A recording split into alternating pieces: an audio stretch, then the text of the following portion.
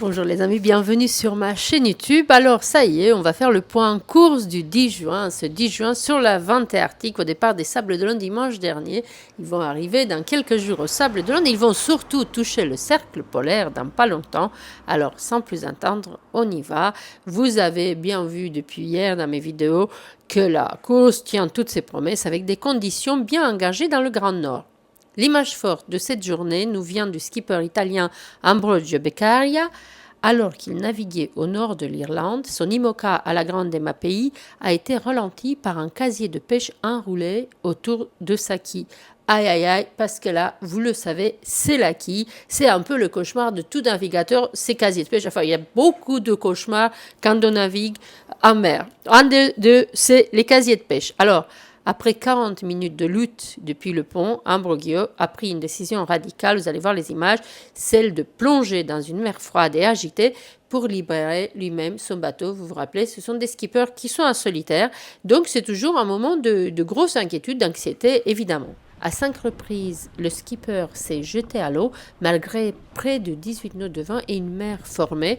Une intervention assez spectaculaire qui lui a coûté plus d'une heure de course, mais qui lui permet de poursuivre l'aventure. Il occupe désormais la 4e place du classement.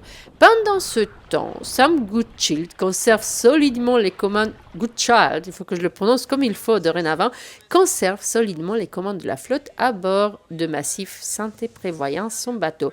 Leader depuis le départ des Sables d'Olonne, le franco-britannique profite d'une accalmie relative pour récupérer quelques heures de sommeil avant une nouvelle difficulté majeure, le franchissement du cercle polaire arctique. Car une dépression se forme actuellement sur sa route et pourrait redistribuer les cartes dans les prochaines heures. On verra cela plus tard, demain matin, et puis demain, dans ma vidéo de demain, s'il y a du nouveau. Derrière lui, la bataille fait rage. Elodie Bonafus, dont je vous parlais hier, réalise une très belle course et occupe toujours la 2e place à bord de l'association Petit Prince Kegener, j'espère que je prononce bien. Pendant ce temps-là, la jeune navigatrice Violette d'Orange complète le podium provisoire avec Initiative Cœur après un début de course particulièrement solide. Et enfin, 5e, je passe direct aux filles, je passe à Francesca Clapiche. Elle poursuit son apprentissage du Grand Nord, malgré les nausées et les maux de tête provoqués par des conditions difficiles et ô combien je la comprends, l'Italo-américaine garde le rythme et découvre des paysages exceptionnels sous le soleil de minuit. Plus loin dans la flotte, Nico Desté commence enfin à retrouver ses sensations après avoir souffert lui aussi du mal de mer depuis le départ. Même soulagement pour Arnaud Boissière qui estime avoir franchi le premier grand obstacle de cette course et profite désormais des côtes irlandaises avant d'attaquer les prochaines séances. Sur le plan stratégique, une tendance se dessine, vous le voyez sur la cartographie assez clairement. L'option passant à l'ouest de l'Islande semble désormais abandonnée par l'ensemble de la flotte. Les skippers privilégient, vous le voyez, puis on reviendra peut-être plus sur la cartographie demain, parce que c'est vrai que j'en ai pas beaucoup parlé de cette cartographie pour le moment, mais grosso modo, ce qu'on peut dire, c'est qu'ils privilégient des trajectoires plus directes entre l'Écosse, les îles Féroé et le cercle polaire arctique. Je vous montrerai un peu plus tout cela demain. Mais enfin, rien n'est encore joué. Le positionnement de la prochaine dépression pourrait totalement rabattre les cartes avant le grand virage vers le sud et le retour vers les Sables d'Olonne. On va faire une petite météo, analyse de la cartographie demain. Je vous promets, ce soir, c'est l'heure du dîner au Patagos et il faudra que j'envoie ma vidéo avant que mes clients arrivent. Alors, au classement de ce mercredi 10 juin, si vous n'avez pas compris, je vais faire le résumé. En tête, Sam Goodchild sur Massif Santé Prévoyance.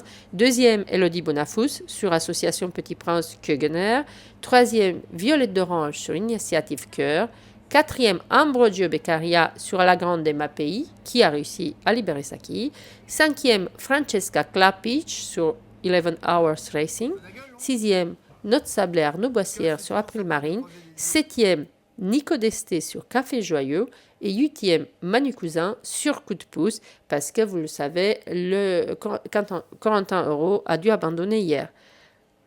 La course monte désormais vers les hautes latitudes et les prochaines 48 heures pourraient bien être décisives dans cette Vendée Arctique 2026. On y reviendra. Voilà les infos pour aujourd'hui. N'hésitez pas à vous abonner à ma chaîne YouTube, puis suivre toute l'actualité de la course au large, de la Vendée Arctique en direct des Sables d'Olonne. Moi, j'y serai évidemment live à nouveau pour le retour au fur et à mesure qu'ils arrivent.